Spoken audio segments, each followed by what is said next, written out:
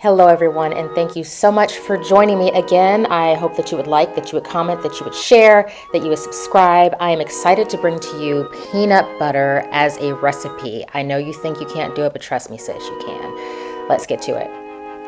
So the reason I end up doing this is because when I look at the nutrition facts of my typical, peanut butter, I'm not trying to shade anybody, but it's got so much stuff in it: sugar, palm oil, salt, molasses. I mean, look at the calorie count and nutrition facts on this. This is just not what I want to be eating necessarily. So the thing about it is that it's so easy to make peanut butter from scratch. And all I'm using here is just peanuts. That's really all you need. And you can check the nutrition facts on this jar of peanuts that I'm using. You can see that the ingredients are just peanuts, so you know that's all that's in your container. That's really important to look at when you're deciding on what you're going to do. And again, the nutrition ingredients for the standard peanut butter, peanuts, is of course the main ingredient, which is helpful, but I don't want all the sugar and the palm oil and all the other stuff that's in the peanut butter to be in my body. So we're not going to use regular peanut butter. We're going to go with traditional peanuts. And all I'm using here, dry roasted peanuts. I make sure to get unsalted so I can monitor my salt intake. This is about 1 pound, 16 ounces of dry roasted peanuts. You can find at your local grocery store on the nut aisle. And it's super easy to make this recipe. I mean, seriously, sis, you can do this. It only takes a few minutes. And again, let's review the nutrition facts. It only has peanuts in it. So you know that when you make this peanut butter, you're only going to get peanuts. You're not going to get added sugar. All you really need are the peanuts, and you also need a high-speed blender if you have one. I happen to have a Ninja. There are plenty of others on the market. Please use whatever you have on hand. My Ninja, I love it. It does the job for me every single time. It has, chop, puree, dough, disc, all these different settings on it. Like I said, if you don't have a Ninja, that's all right. Use whatever you have. You probably will get the same result. So again, just those peanuts and the Ninja itself. All you're going to do is take your dry roasted peanuts and you are going to add it into the blender. That's it. That's all you do. Now, of course, add all the peanuts and you're going to see how much peanut butter this will generate for you. I like to add about a half teaspoon of salt. Don't mind the measuring spoon there. It's been through the war. That's just what I like to add to my peanut butter. And then basically all you do is just start pureeing. And I like to do this in real time so that you can get a chance to see exactly how long this takes. It only takes about 5 minutes or so in my particular blender. I have a few things, or food processor rather, I have a few things off to the side that I'll talk about in a minute. If there's anything that you want to add to this, like honey or molasses, if you wanted to have a sweetener in there, you could definitely do that. But the time to do it is typically before you start blending it and getting to this part right here. So like I said, I added a little bit of salt to serve, I believe, as a preservative is what I think it's going to do for me, to keep it, a little bit shelf stable a little bit longer. Because as you read on the container, there are no preservatives or anything in those peanuts. And as you can see, as it continues to blend and go through the process here of turning itself into peanut butter, the oils are going to separate from the solids in the peanut, and eventually it's going to become crumbly. As you see right now, it looks a little bit like a dough at this point. And could you leave it at this stage? Yeah, you certainly could, but it won't really have that sort of rich and smooth, creamy peanut butter texture and consistency that we all like and love. And like I said, if you wanted to make this a flavored peanut butter, such as a honey peanut butter or a peanut butter with cinnamon in it or nutmeg or vanilla, you could totally do that. I just took a stop right there so you can kind of get a sense of the texture, what we have going on right here. And as you can see, it's kind of like a dough.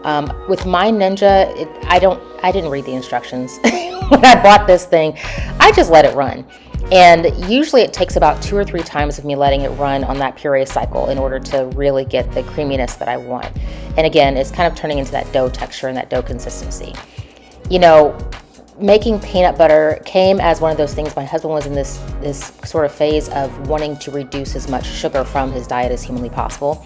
And I came across this recipe, and honestly, you could do it with anything. It doesn't have to be peanuts. If you want to do an almond butter or even a walnut butter, pecan butter, you could totally do any of those nuts as well. But as you see, as you continue to go on that puree cycle, it's almost like a dough that's getting wetter and wetter, and that's because those oils are coming out of those peanuts and mixing in with those solids to create that creamy, peanut buttery sort of texture. So I'm letting this run in real time on purpose because I want you to see how fast this happens. It's almost like magic. The very first time I did this, it really was like looking at this magic trick, and I just couldn't stop watching it. I was just amazed at how easy it was to make peanut butter. And for those of us who are working, whether full-time or part-time, you want to monitor what your kids are eating, what your family's eating. You want to reduce the processing, the processed foods in your life and in your diet. This is one easy way to be able to do this. And this lasts a pretty long time in my household, or rather it lasts about a month because we go through a lot of peanut butter. But I've just started running for the third time on that same puree cycle. I just pressed that same puree button. And it's going to continue to get smoother and smoother and smoother. Now, if you prefer a chunky style peanut butter, what I would recommend is to perhaps stop it at this point and take half of it out and leave that half to the side while you continue blending the rest of it. And then what you'll end up having is a little bit chunkier peanut butter plus the super smooth and creamy peanut butter. Mix them together, you get a little bit of a crunchy peanut butter. Certainly you can take whole peanuts, some of those peanuts out of the container before you start making the peanut butter itself, and save those to the side to mix in at the very ends so that you have a crunchier texture of peanut butter. My family prefers a smooth texture of peanut butter, so this is what we do. And as you can see, you can start to see the smoothing, if you will. You can see that it is legit turning into peanut butter, and it is the most fascinating thing to see it in real life. So I want you to try this. That container of peanuts only costs maybe $3 or $4 at the grocery store. I want you to try this and comment down below. First of all, comment two things. One, was it as easy as you thought it was? And then two, how did it taste to you? Because I think this tastes fantastic. And as you can see, just doing a little bit of a spatula test here so you can see the texture and consistency. This, you could totally leave it here at this point. My family likes it a little bit smoother, so I actually did run that puree one last time, and I got this super smooth, creamy peanut butter. I mean, look at this, y'all. And again, this is just peanuts and a little bit of salt. That is it. And that salt just sort of brings out that peanut butter flavor. So at this point, when I get it to the right texture and consistency for my family, I just take that peanut butter and I pour it right on into a jar. Use whatever container that you have on hand or that you prefer. But look how creamy and amazing this is, y'all. I mean, and the thing is, it's not going to separate. I scrape I scrape the food processor until I get every little bit out. And then, of course, naturally, you got to do a taste test, right? You got to see if it's really legit and it's really good. And as you can see, the spatula came out clean out of my mouth because it was delicious. So at this point, I usually label the container so I know the date that I made the peanut butter. This will last for about a month. You can put it in the fridge if you want to. My fridge tends to make things a little bit too cold and it solidifies too much, but that's totally fine. As you can see, it makes about almost 2 cups worth of peanut butter. You can use this in your peanut butter recipes and your peanut butter snacks and peanut butter applications as you would a standard peanut butter.